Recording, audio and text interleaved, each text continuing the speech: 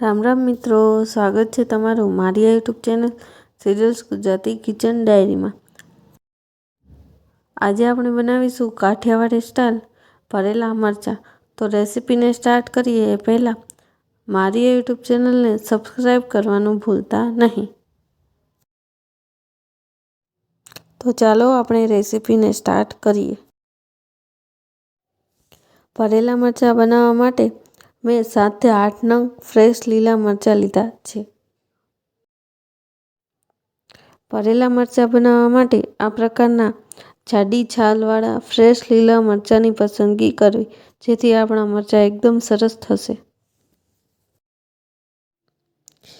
આ મરચાંને છરીની મદદથી વચ્ચેથી કાપી લઈશું। અંદરથી બી અને નસોના ભાગને કાઢી લઈશું।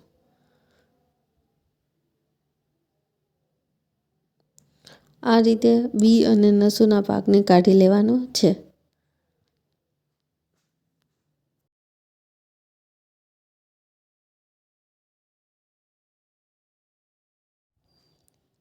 આપણા મરચાંમાંથી બી અને નસોનો ભાગ નીકળી ગયો છે।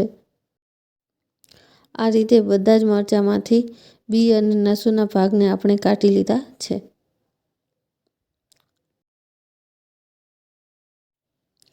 હવે એક કડાઈમાં 2 ચમચી તેલ એડ કરીશું।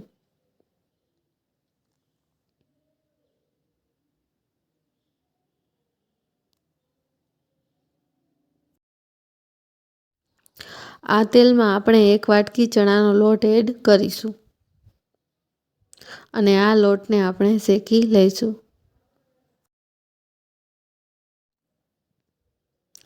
આ રીતે હલાવતા જઈ લોટને શેકી લેવાનો છે। લોટને સતત હલાવતા રહેવાનું, જેથી તે નીચે ચોંટે નહીં, અને લોટને બરાબર એકદમ શેકી લેવાનો છે।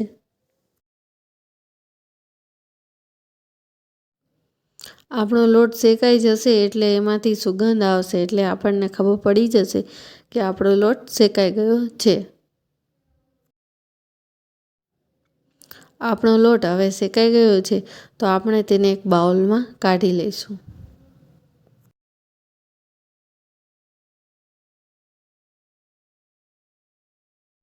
ચણાના લોટમાં હવે 3 ચમચી ધાણા જીરું પાવડર,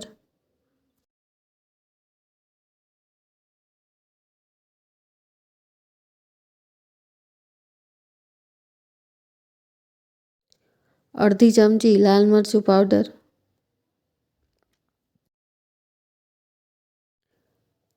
ચપટી હિંગ,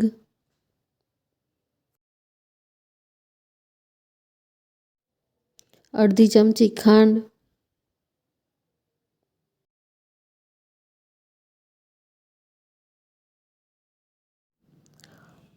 1/2 ચમચી હળદર,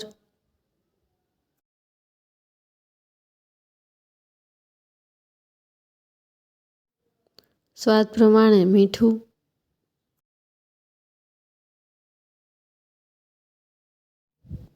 હવે થોડું તેલ નાખીને આ બધા જ મસાલાને મિક્સ કરી લેશું।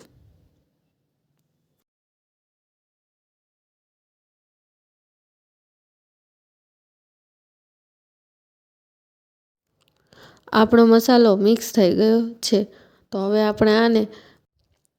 આપણે મરચાંની અંદર મસાલાને ભરીશું।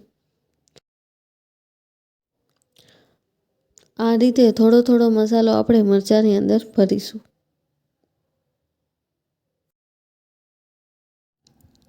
આખા મરચાંની અંદર મસાલાને ભરી લેવાનો છે।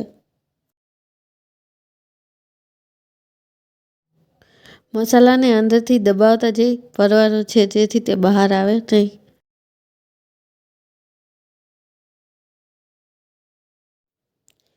તમે જોઈ શકો છો કે મરચાંનો મસાલો ભરાઈ ગયો છે।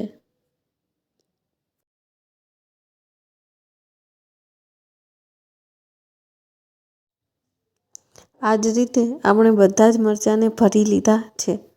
તમે જોઈ શકો છો કે આપણા બધા જ મરચાં ભરાઈ ગયા છે। હવે આપણે એક પેનમાં 2 ચમચી તેલ નાખીશું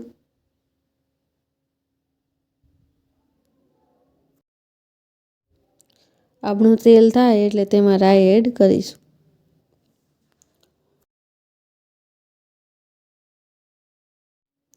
હવે આપણે મરચાંને તળવા માટે તેલમાં નાખીશું.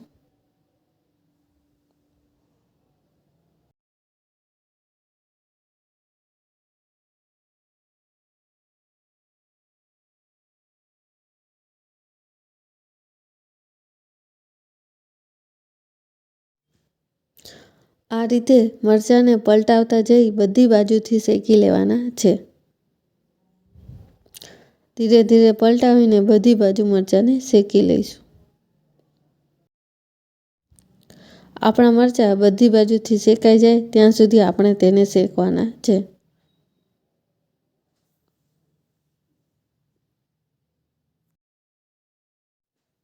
આ રીતે ધીરે ધીરે મરચાંને પલટાવતા જવાનું છે. આપણા મરચાં શેકાઈ ગયા છે, તો હવે આપણે તેને એક પ્લેટમાં સર્વ કરીશું.